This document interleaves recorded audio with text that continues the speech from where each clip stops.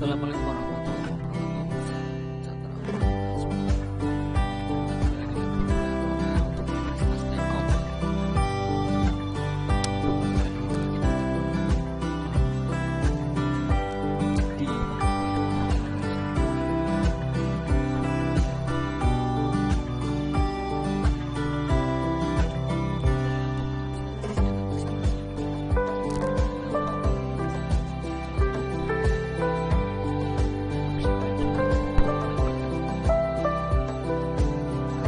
Di perguruan yang sekarang kita awali.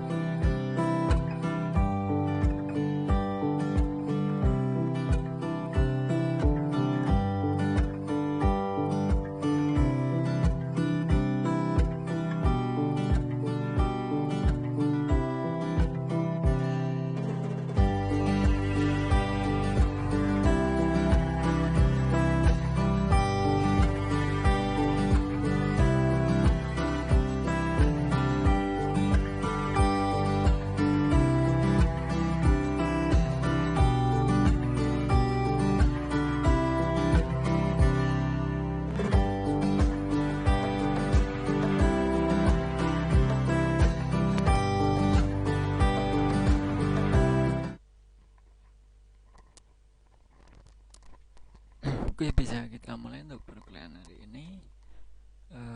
Pada hari ini kita akan bahas mengenai variabel, tipe data dan operator dalam pemrograman web 1 ya. Untuk pertemuan ke-12 ya hari ini ya. Jangan lupa untuk pengabsenan, kemudian untuk materi bisa kalian ambil akses di Classroom seperti biasanya. Oke, kita bahas mengenai variabel, tipe data dan operator ya. Selebihnya kalau memang ada tugas project di kalian ya, silahkan bisa diteruskan sambil saya berikan tambahan untuk materi di tiap pertemuan ya. Jadi di tiap pertemuan itu ambil yang bisa diaplikasikan ke project web kalian, seperti itu ya. Jadi variabel ini adalah sebuah nama yang mewakili sebuah nilai. Variabel bisa diisi dengan berbagai macam nilai seperti string atau teks ya. Kemudian number, angka, objek, array dan sebagainya. Nah, kita bisa ibaratkan variabel itu seperti wadah untuk menyimpan sesuatu. Misalkan variabelnya adalah piringnya. Variabel itu berisi buah apel ya misalkan. Nah, variabel berisi angka 20. Nah, ini ya yang dimaksud dengan variabel seperti itu. Tergantung variabel tersebut diisi dengan apa.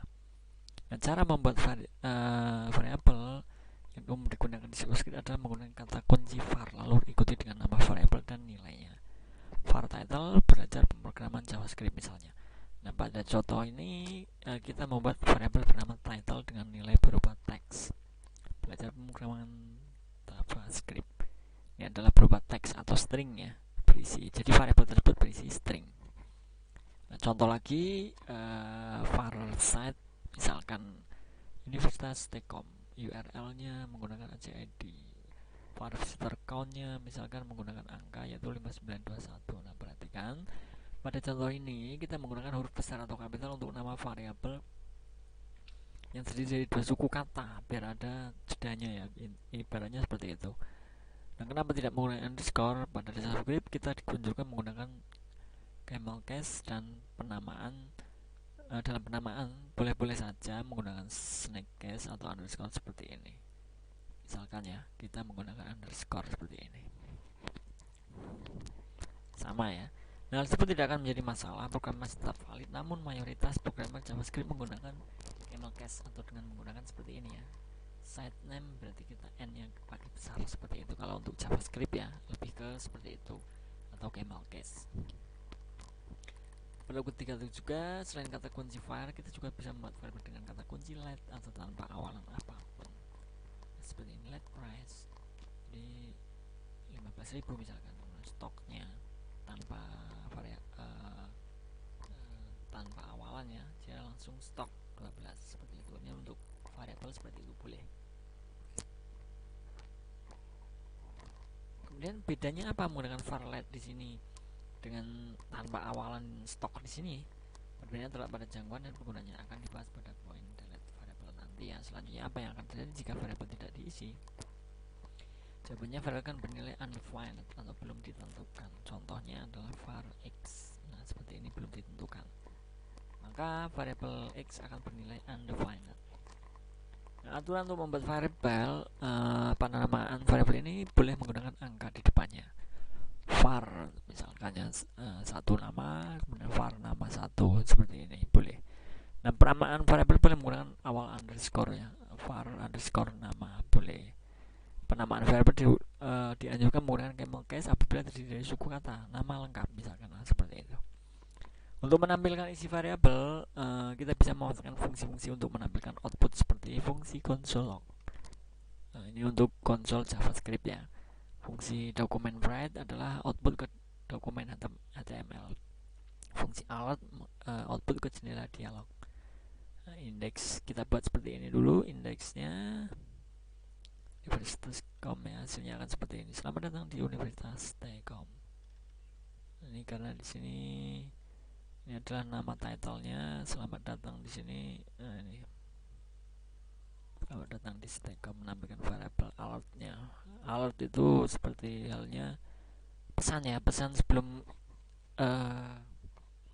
kita buka untuk webnya. Nah, setelah kita klik OK di alertnya, nah, dia akan tampil seperti ini: nama institusi, jumlah mahasiswa terkreasi, alamat URL-nya. Karena di sini kita buat variabel beberapa, itu nama institusi,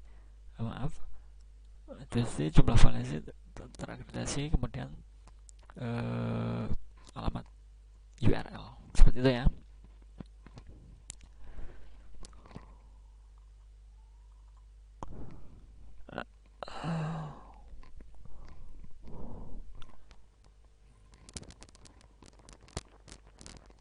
Arti simbol plus pada contoh di atas adalah menggabungkan, bukan menjumlahkan ya. Di sini ini adalah menggabungkan, bukan penjumlahan. Untuk mengisi ulang variabel bersifat mutable, artinya nilai yang bersimpan di dalamnya dapat kita isi ulang, berubah. Variabel x umur ya 18 misalkan, lalu kita isi ulang age jadi 21. Nah, kenapa saat mengisi ulang variabel tidak menggunakan kata kunci var? Karena kata kunci var dibutuhkan saat membuat variabel saja. Sedangkan untuk mengisi ulang atau update ya, ibaratnya kita cukup menulis seperti di atas, age 21 langsung ya, menggunakan kata kunci var, berarti jadinya kita membuat variabel baru, bukan mengisi ulang. Nah, bisa untuk mengisi ulang atau mengupdate seperti itu ya. Kalau kita membuat var lagi kemudian 21, itu nanti variabelnya jadinya 2. Dan untuk tipe data, variabel sudah agak paham ya, nanti bisa dipelajari kembali. Untuk tipe data ini adalah jenis-jenis data yang kita simpan di dalam variabel. Ada beberapa string, integer, atau number, bilangan bulat ya, float, bilangan pecahan, kemudian boolean, objek. Dalam JavaScript yang sering digunakan adalah ini. Dan ada bahasa bersifat dynamic typing, artinya kita tidak harus menuliskan tipe data pada saat pembuatan variabel seperti bahasa C++ ya, atau Java dan sebagainya. Bersifat static typing harus mendeklarasikan tipe data. Contohnya var name, kemudian var age, var single true. JavaScript akan otomatis mengenali tipe data yang kita berikan pada variabel pada contoh di atas. Name bersifat data string, age bersifat integer ya, int, dan untuk single bersifat data boolean karena true false. Hal ini bisa kita cek dengan kunci type of name, type of age, single. Hasilnya pada konsol itu akan seperti ini di konsolnya ya. Jadi dia sudah ada string, number, boolean. Kalau mau lihat tipe data yang cocok ya, kita bisa lihat seperti itu, diketikkan ya, nanti bisa kita lihat di konsolnya. Nah, bagaimana cara kita mengenali tipe data selain menggunakan tipe of? Kita bisa mengenali melalui cara penulisannya. var author university.com, var true total 14. Operator merupakan hal dasar yang dipahami dalam perumusan karena kita akan menggunakan untuk melakukan berbagai macam operasi dalam operasi. Apa itu operator? Misalkan ada variabel seperti ini, variabel A 3, variabel B 4. Nah, bagaimana cara menjumlahkan A dan B? Kita dapat menggunakan tanda plus. Variabel C sama dengan A plus B. Nah, hasil penjumlahan disimpan pada variabel C. Itulah salah satu contoh dari operator. Jadi operator adalah simbol yang digunakan untuk melakukan operasi pada suatu nilai dan variabel. Untuk operator dalam program terjadi 6 jenis. Ada aritmatika, penugasan, relasi, dan perbandingan logika, bitwise, ternary. Operator wajib ada setiap pemrograman, biasanya pasti ada ya di pemrograman, bahkan ada yang lebih dari satu. Untuk operator aritmatika, untuk melakukan aritmatika seperti penjumlahan, pengurangan, pembagian, dan sebagainya ya, bisa dilihat nanti contohnya. Hasilnya akan seperti ini di konsolnya. Contoh lain yang disetel lengkap dengan dokumen write seperti ini. Dokumen write, pengurangan ya, hasilnya akan bisa seperti ini. Jadi untuk pemrograman itu bisa dibuat seperti halnya untuk kalau manualnya adalah di kalkulator ya. Oke, penggabungan teks juga menggunakan plus ya. Nah, untuk penggabungan ini bukan penjumlahan ya, kita menggunakan string ya, tipe data string atau types menggunakan, bukan penjumlahan karena kita lihat di sini ada tanda petiknya ya, berarti ini adalah penggabungan. Jadi 10 di sini plus 2 aja tidak 12 akan tapi menjadi 102 karena ini hanya penggabungan. Gitu ya. Tipe datanya juga string karena ada petiknya. Kalau number itu kan tidak ada petiknya. Seperti itu untuk mudahnya ya. Nah, seperti ini. Di konsolnya dia akan tampil seperti ini. Untuk penugasan, operator untuk memberikan tugas kepada variabel biasanya digunakan untuk mengisi variabel. Variabel A 19. Nah, variabel A ini kita berikan tugas untuk menyimpan nilai 19. Operator tersebut adalah nama operator pengisian nilai untuk sama dengan ya, pengisian dan penambahan dan sebagainya. Silahkan kalian pelajari nanti.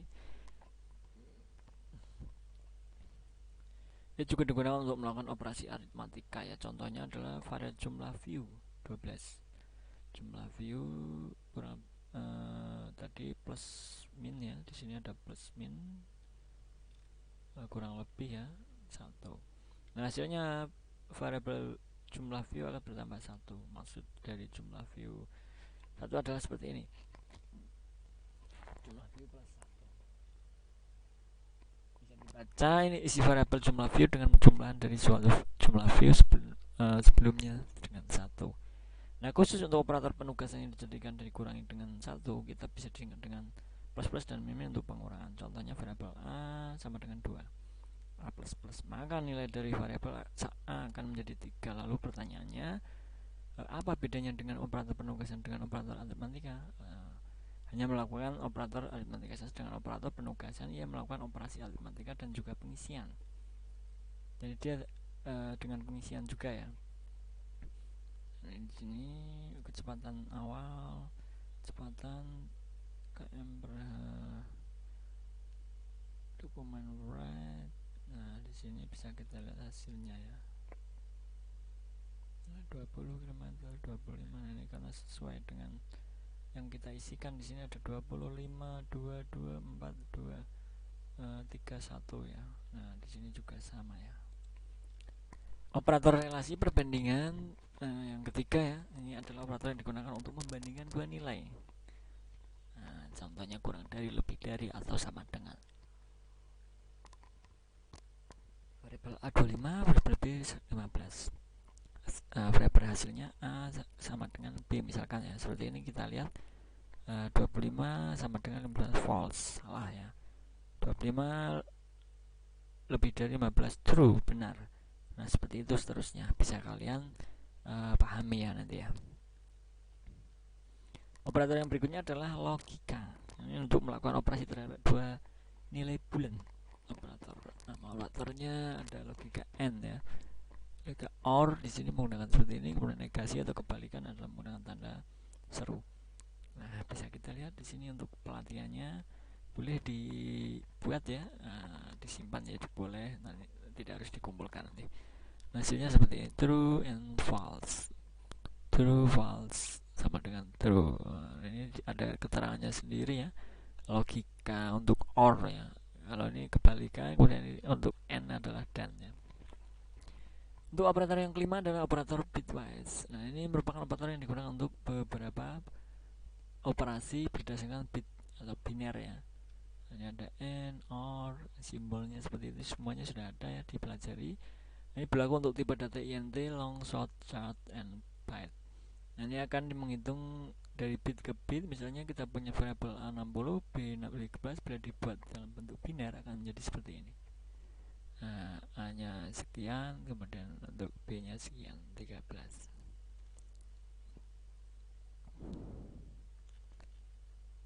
Di sini A, misalkan A dan B, ini bisa operasi N ya, ordernya. Nah, bisa dipelajari nanti lebih lanjutnya ya. Ini banyak sekali untuk materinya. Konsepnya memang hampir sama dengan logika, bedanya bitwise digunakan untuk biner. Untuk lebih jelasnya kita lihat di contohnya. Di sini variabel hasil ya. Ini agak ribet, silakan dipahami, hasilnya nanti akan seperti ini. Nah, kemudian yang keenam adalah operator ternary. Merupakan operator yang terdiri dari 3 bagian. Sebelumnya 2 bagian saja, yaitu bagian kiri dan kanan, disebut binary. Nah, untuk ternary ini ada bagian kiri, tengah, dan kanan. Bagian kiri operator, bagian tengah, dan kanan. Nah, operator ternary pada JavaScript biasanya digunakan untuk membuat sebuah percabangan if else. Nah, simbol operator ternary itu terdiri dari tanda tanya dan titik 2. Bentuknya seperti ini, kondisi benar salah. Nah, ini ekspresi yang menghasilkan nilai true dan false. Apabila kondisi bernilai true maka benar, yang akan diberikan sebaliknya apabila false adalah salah yang akan dipilih. Operator ini unik seperti membuat pertanyaan. Misalkan kalian membuat kuis ya, kuis di dalam pemrograman, misalkan menggunakan web, bisa dibuat ya. Kamu suka aku, ya atau tidak, misalkan. Nah, ini true, ini false, seperti itu. Itu bisa diaplikasikan ke dalam web ya, untuk misalkan kuis tersebut, kuis seperti itu. Oke, contoh di atas kamu, nah ini sebaliknya kan lebih jelasnya. Kita lihat di sini operator ternary, pertanyaan, hasil pertanyaan. Ini hasilnya. Apakah kamu berumur 18 tahun? Karena di sini adalah untuk pembatasan, misalkan ya, memang hanya untuk orang-orang dewasa.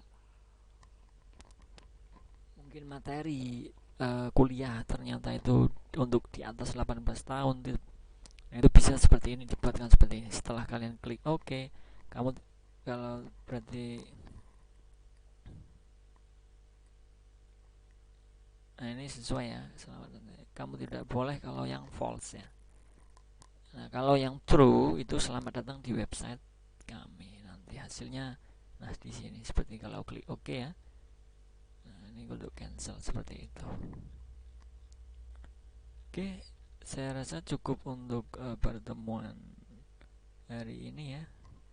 Terima kasih untuk teman-teman semua yang sudah di dalam perkuliahan ini. Untuk materinya sangat banyak, dipahami, dipelajari ya. Nanti saat UAS juga akan saya berikan soal mengenai hal itu. Siapa tahu ya. Terima kasih untuk teman semua yang sudah di dalam perkuliahan ini. Semoga apa yang saya sampaikan bisa dipahami, materi di classroom bisa akan diambil, nanti bisa dipelajari, ditambahkan, dikembangkan juga boleh. Saya wassalamualaikum warahmatullahi wabarakatuh. Salam sejahtera untuk kita semua. Selamat mencoba, selamat belajar. Terima kasih.